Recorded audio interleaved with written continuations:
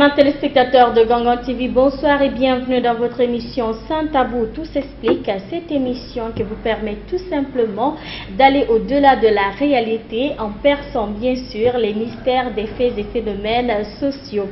Aujourd'hui également, on va parler d'un thème très intéressant. On va tout d'abord parler du parcours de la fille de Aïcha Baya, de feu Aïcha Baya. Il s'agit bien sûr de celle qu'on appelle bébé Baya. Voilà, vous savez qu'elle s'appelle Lauratou Bari. Elle est avec nous sur ce plateau. Bonsoir. Oui, bonsoir. Vous allez bien? Ça va, Dieu merci. C'est un plaisir pour nous de vous recevoir. Ah oui, le plaisir est partagé. D'accord. Alors avec vous, on va tout d'abord parler de votre parcours et puis par après, on va s'intéresser à la vie des orphelins. D'accord. Comme vous aimez vous y prononcer, comme vous me l'avez dit tantôt. Donc on va aborder le sujet avec vous sur ce plateau de Gangan TV. Alors d'abord, qui est Lauratou Bari? Quelles sont les études que vous avez eu à faire à l'université? Voilà, bonsoir à tous les téléspectateurs de Gangan TV. Moi, c'est Lauratou Bari, je suis auteure-compositrice, diplômée en banque assurance. Voilà, et parlant de mon parcours, j'étais très petite, j'ai commencé la musique depuis à bas âge. Depuis, comment on appelle, quand ma maman était vivante et tout. Mais à l'époque, je l'imitais, je ne savais pas chanter pratiquement. Et en ce temps, vous aviez quel âge? J'avais 8 ans en ce temps. J'avais 8 ans, oui. Et très malheureusement, j'ai perdu ma maman. Et c'est ça qui m'a... La musique a toujours été une passion pour moi, mais c'est ça qui m'a poussée de chanter, ouais, directement. Parce que juste après son décès, je voulais chanter juste un morceau pour immortaliser ses œuvres. Justement, le morceau Tombolola, c'était pour rendre hommage à ma maman. Je n'avais pas en tête de sortir un album. Mais c'est en 10e année, je suis rentrée pour la première fois pour cuisiner mon premier album Tombolola. Je passais le brevet que j'ai réussi à décrocher. Et c'est en 2011 j'ai sorti l'album Tombolola pour rendre hommage à ma maman, paix à son âme. Et après j'ai fait au moins 3 ans, je n'étais pas sur la scène, toujours, les études ont toujours été une préoccupation pour moi. J'ai fait au moins 3 ans sans sortir d'album. Et par après je suis venue avec l'album Raforo, parce que de fait que je me faisais rare et tout, il y a eu des rumeurs. Exactement, les rumeurs de Conakry. De Conakry, comme ça finit pas. Et donc ça m'a obligée de sortir un 2e album. Et toujours je suis rentrée dans mon cachot encore pour terminer les études. Et là je reviens pour mes fins. D'accord. Et maintenant vous avez terminé les études, c'est bien cela. D'accord.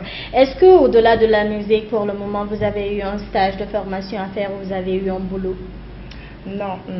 Mais j'ai pas tenté non plus parce que postulé pour le moment. Justement, j'ai pas postulé. Donc là, je veux me vaquer à ma carrière parce que mon souhait le plus ardent, je veux être sur l'échiquier international. Je veux pas être seulement une artiste nationale, mais internationale. Bien.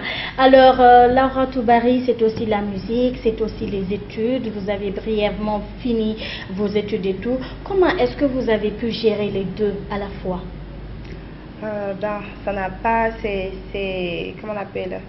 C'est une question d'équilibre, je peux dire, parce que les études ont toujours été ma priorité, parce que la musique, elle est très jalouse. On ne peut pas faire la musique et se dire de faire autre chose. C'est impossible. La musique, soit tu es dans la musique, soit tu es dans autre chose. Voilà, donc pour moi, c'était ma façon de sortir. J'ai 2 albums, de sortir mes 2 albums et en même temps continuer mes études. Ça n'a pas été facile pour moi. Donc pour moi, c'était, comment on appelle? D'abord, après l'album, je reviens dans mon cachot pour me vaquer à mes études. Et après, c'est pour sortir encore d'autres albums. D'accord. Alors, je suppose que votre source d'inspiration, c'est votre maman. Parfois, même moi, à vous entendre, c'est comme si je l'entendais. Parfois, vos voix, elles se ressemblent et tout.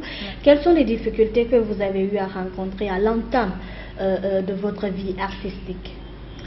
Je peux dire pas tellement, seulement lors de la sortie de ces 2 albums. les va-et-vient et tout, dans les différentes radios, les émissions et tout, parce que ce n'était pas évident. Je partais à l'école et même le studio, des fois, parce que je n'aimais pas chômer mes cours, je n'aimais pas rater les cours et tout. Je partais au studio pendant la nuit, revenir à 3 heures du matin et à 6 heures être debout pour être à l'heure à l'école. Donc ça n'a pas, je peux dire, les difficultés que j'ai pu rencontrer, c'était ça. Bien. Alors vous pourriez également abandonner carrément les études pour vous consacrer à votre vie artistique. Qu'est-ce qui vous a poussé, qu'est-ce qui vous a motivé à vous dire qu'il fallait vraiment étudier, avoir un diplôme en poche, avoir un bagage intellectuel? Oui, justement, c'est ma maman. Parce que à chaque fois, quand j'imitais ma maman, quand elle était vivante, elle me disait ceci: Lauratou, moi je regrette aujourd'hui pourquoi j'ai pas poussé les études. Si tu veux vraiment faire une carrière, pour, comment on appelle, pour que je sois fière de toi, je veux vraiment que tu aies un bagage intellectuel. Bien. Donc pour moi, le message était bien passé. Pour moi, il me faudrait décrocher un diplôme pour honorer sa mémoire. Bien, d'accord. C'est très intéressant. Voilà donc les aimables téléspectateurs, hein, vous l'avez compris. Nous sommes sur ce plateau aujourd'hui avec Lauratou Bari Bibi Baya, avec elle nous parlons tout d'abord de son parcours et tout à l'heure nous allons aborder cet autre volet qui est la vie des orphelins. Alors on va toujours poursuivre le cours normal de cette émission. Cette fois-ci on va attaquer la vie des orphelins. D'abord vous êtes orpheline, tout comme moi, parce que moi je le suis de père et de mère en même temps. Je ne sais pas quelles sont les difficultés que vous rencontrez toujours, parce qu'on rencontre toujours des difficultés lorsqu'on est orphelin, ça ne finit pas. D'abord le terme orphelin, ça vous dit quoi? En fait, moi, quand on parle d'orphelin, d'abord, je me sens dedans parce que je suis, comme vous venez de le dire tout à l'heure, je suis orpheline de mère. Et quand je vois des orphelins, en fait, c'est pas tout le monde qui sait prendre, comment on appelle, les dorloter, qui sait dorloter les orphelins. Donc, moi, je peux dire, heureusement, moi, j'ai eu la chance parce que j'ai grandi avec ma grand-mère maternelle, qui a toujours pris soin de moi. Donc, et il y a nombreux sont des orphelins qui n'ont pas cette chance d'être bien encadrés et dorlotés à la maison. Donc, moi, ça me touche vraiment, ça me touche. J'aimerais bien comment on appelle, aider ces orphelins. Si j'en ai vraiment les possibilités, je veux bien aider les orphelins. Et Inch'Allah, j'ai des projets. Je ne veux pas encore dire ça, les dévoiler, mais j'ai des projets pour aider les orphelins parce que moi-même je suis orpheline de mère et j'aimerais bien les aider. D'accord. Alors, étant orpheline et tout, qu'est-ce qui parfois vous pousse vraiment à atteindre votre objectif? On sait que généralement c'est lorsque vous pensez à votre maman, mais qu'est-ce qui parfois vous aide à grimper, à aller plus haut, surtout lorsque les gens vous offensent, parce que ça arrive souvent, même quand on grandit avec sa grand-mère et tout, même si c'est pas elle qui vous blesse, il y a d'autres membres de la famille. Moi, ce qui m'anime de bosser et dire que je vais devenir quelqu'un demain, Inch'Allah, je peux dire c'est ma maman. Ma maman m'inspire beaucoup parce qu'elle était une femme battante, courageuse. Et pour moi, si je fais comme elle et plus qu'elle, je sais que je vais aller de l'avant. Donc, c'est ma maman qui m'inspire, moi. D'accord. D'accord, il n'y a pas de souci, on va toujours poursuivre le cours normal de cette émission. Alors, vous venez à peine de sortir votre album et tout. Et là aussi, je pense que c'est axé sur un fait social, non? Que vous dénonciez dans l'album Bimo. Bimo, voilà. Oui, Bimo, en fait, c'est un extrait de mon nouvel album, de mon 3e album. C'est sorti le 4 août dernier, le jour de mon anniversaire même. J'ai profité d'offrir un cadeau à mes fans et tout. Donc, Bimo parle de la vie de tous les jours, de cette façon qu'ont les gens de raconter votre vie, de vous juger à l'apparence des choses et tout.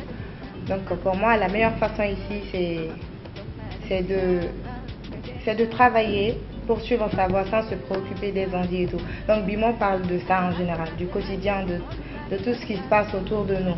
Pas seulement de tout ce qui se passe autour de Bébé Baya, mais je parle dans l'ensemble. D'accord.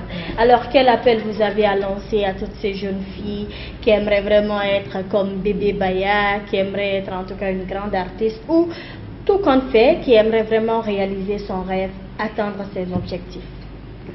Le message que j'ai à passer dans ce cas, c'est de leur dire de ne pas laisser, comment on appelle, leur passion dominer les études. Parce que les études sont très importantes. Quand on a un bagage intellectuel, ça nous aide. Aujourd'hui, moi, je peux dire, les études sont un atout pour moi, parce que aujourd'hui, je n'ai pas de difficulté à communiquer avec mes fans ou bien dans les émissions. Ça m'a beaucoup aidé. Donc, de ne pas laisser surtout les passions dominer, comment on appelle, les études. Les études sont très bénéfiques, beaucoup même. D'accord. Alors, à l'avenir, au-delà d'être une grande artiste internationale, est-ce que vous envisagez d'être, je ne sais pas, de travailler dans une banque ou de créer votre propre banque, vu que vous êtes diplômé en banque et assurance? Oui, bien sûr. À l'avenir, j'aimerais bien travailler parce que je ne vais pas seulement me limiter à ma licence que j'ai eue.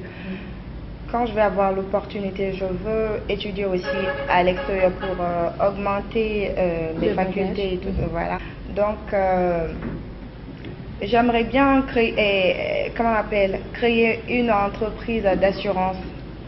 Ouais, parce que à chaque fois, je vois, quand les artistes sont malades, on les aide pas, de un, et puis c'est pour faire recours à des SOS et tout. Donc, et là, si les artistes sont assurés dans une banque et tout, en cas de maladie ou en cas de, d'accident, je ne leur souhaite pas et tout. Donc, quand ils sont assurés dans une entreprise, ça va beaucoup les aider. Là, ils n'auront pas besoin de faire recours à des SOS et tout. Exactement. Ouais. Ça, c'est une bonne idée. Merci bien à vous, Laura Toubari, d'avoir accepté notre invitation et bonne chance pour tous ces projets. Ouais, merci à vous également. Merci de m'avoir donné cette opportunité d'être sur ce plateau et je fais bisous à toute la Bayamania, voilà. Voilà, la Bayamania, d'accord, merci bien. Voilà donc, mes téléspectateurs, ça n'est fini pour cet autre numéro du jour. Je rappelle que nous avions comme invité sur ce plateau Laura Toubari, Bébé Baya, la fille de Feu Aïcha Baya, que son âme repose en paix. Alors avec Bébé Baya, nous avons parlé de son parcours et entre autres de la vie des orphelins. Merci bien d'avoir suivi cette émission. Au plaisir de vous retrouver vendredi prochain pour débattre d'un autre thème très intéressant sur Gangon TV dans votre émission Sans Tabou. Tout s'explique. En attendant, au revoir. Je vous bisoute à la fraise.